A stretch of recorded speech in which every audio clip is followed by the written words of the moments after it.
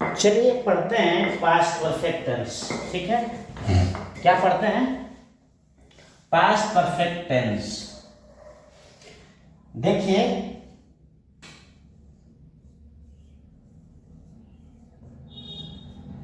Past perfect tense की पहचान। ठीक है, पास्ट परफेक्ट टेंस की पहचान। देखिए, जिस वाक्य के अंत में, ठीक है, क्या है? जिस वाक्य के अंत में चुका था, चुकी थी, चुके थे, इसकी पहचान क्या होता है? चुका था, चुकी थी,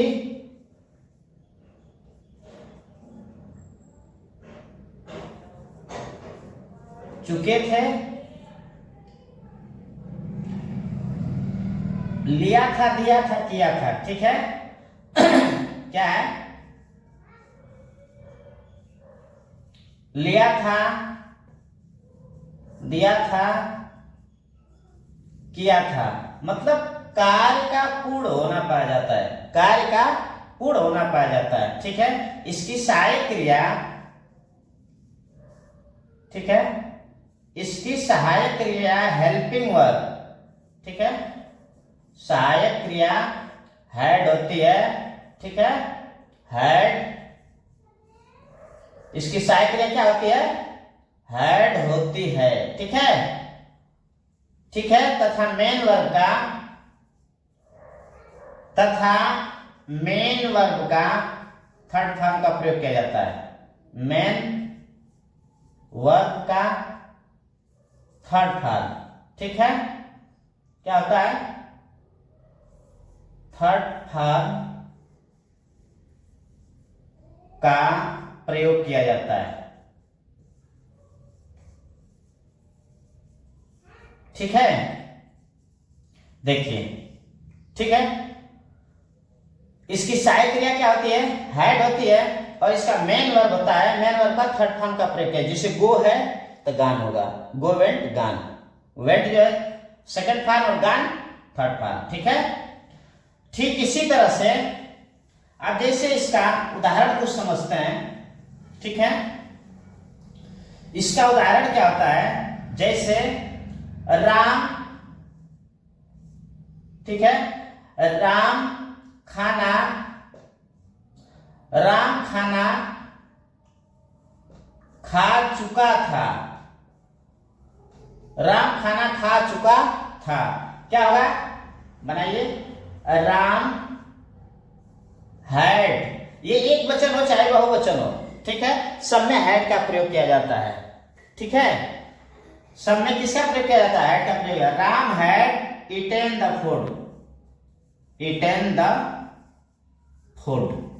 देखिए, ईटेन द फूड, ठीक है, Ram had eaten the food. ठीक है, यानी राम खाना खा चुका था, या फिर ऐसे लिख सकते हैं कि राम खाना खा लिया था।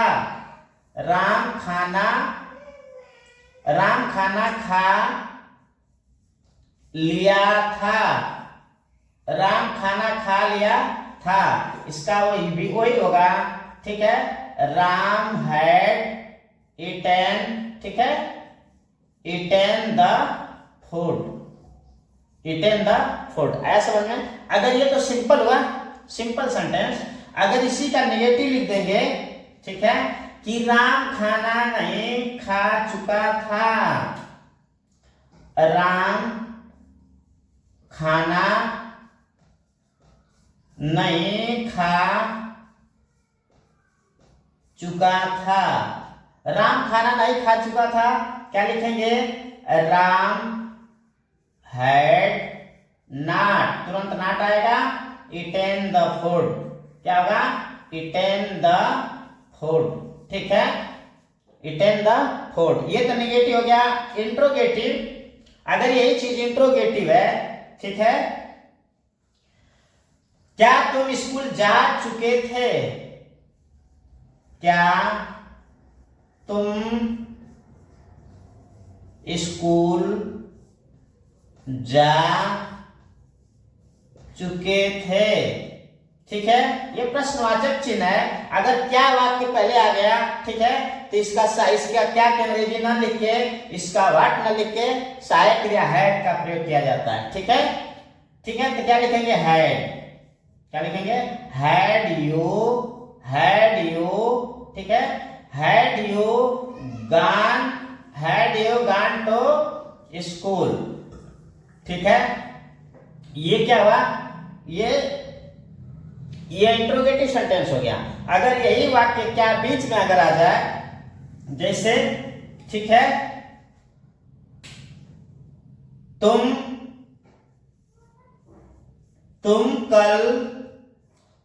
कल क्या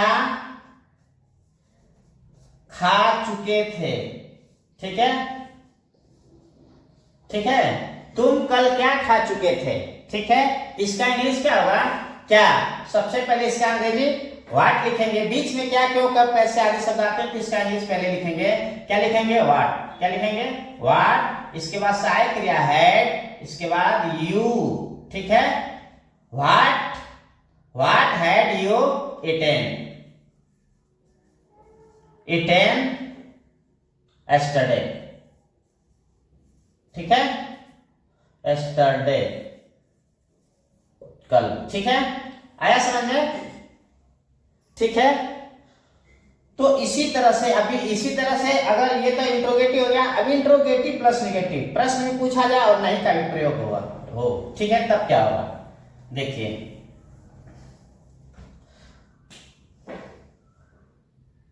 राम स्कूल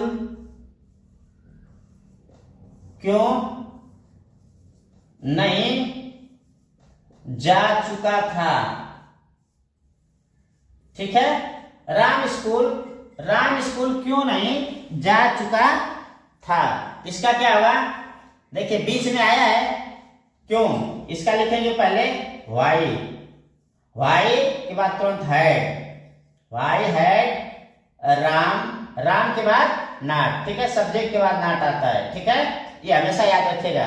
ठीक है, why had Ram not gone, third part, gone to school. ठीक है, आया समझ में? ठीक है, अब इसी तरह से ये तो सिंपल है, ये तो क्या हुआ? इंट्रोगेटिव प्लस निगेटिव हो गया। ठीक है, सेंटेंस भी हो गया। सेंटेंस आपको पता ही है कि 4 प्रकार का होता है। एक सिंपल सेंटेंस, निगेटिव सेंटेंस, ठीक है, इंट्रोगेटिव सेंटेंस और इंट्रोगेटिव प्लस निगेटिव सेंटेंस। ठीक।